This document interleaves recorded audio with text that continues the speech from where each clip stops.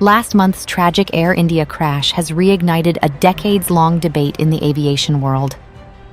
Should video cameras be added to cockpits to support traditional voice and flight data recorders?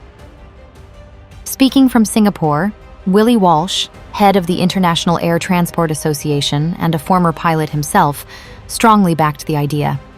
He argued that cockpit cameras could offer critical context that voice and data recordings sometimes miss, especially in complex or unclear situations.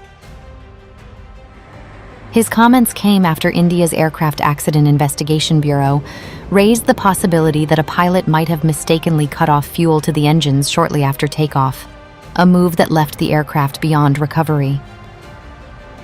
The crash in Ahmedabad claimed 241 of the 242 people on board, along with 19 lives on the ground. Walsh pointed out that even limited information suggests video footage could have shed more light, particularly regarding pilot intent or mental state. Supporters of cockpit video argue that it bridges investigative gaps left by audio and data. A powerful example.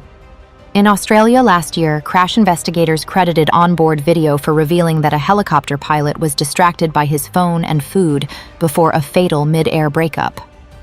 In fact, calls for cockpit cameras go back at least to 2000, when US NTSB Chairman Jim Hall pushed for mandatory video following the Egypt Air Flight 990 crash, which investigators concluded was deliberately caused by a pilot. Still, not everyone agrees. Pilots' unions, including the Airline Pilots Association and Allied Pilots Association, warn that video could be misused, potentially violating privacy, fueling disciplinary actions, or leaking footage to the public. Critics argue the current black box systems are already sufficient for investigations. Aviation safety expert John Nance believes safety outweighs privacy concerns. But others, like John Cox, a former pilot and union safety chairman, stress that unless airtight global confidentiality can be guaranteed, pilot trust may be impossible to secure.